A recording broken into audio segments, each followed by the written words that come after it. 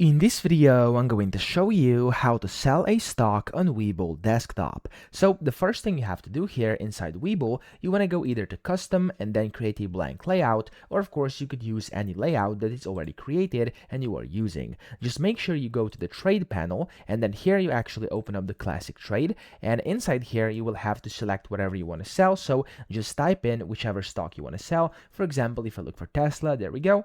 I can go to the sell tab here, select the order type, the quantity, and then the limit price in case it's a limit order, or you can just click on the sell button whenever you're logged in, which I'm currently not, and then you'll be able to basically sell that stock. So you could do this in here. You could go inside paper trading and open up the the order entry or the classic trade over here, and you can sell here as well. Search for the stocks up here, and you can do that this way as well. So yeah, that's pretty much how you sell. I hope this video helped you out. If it did, please subscribe to the channel and help me out as well.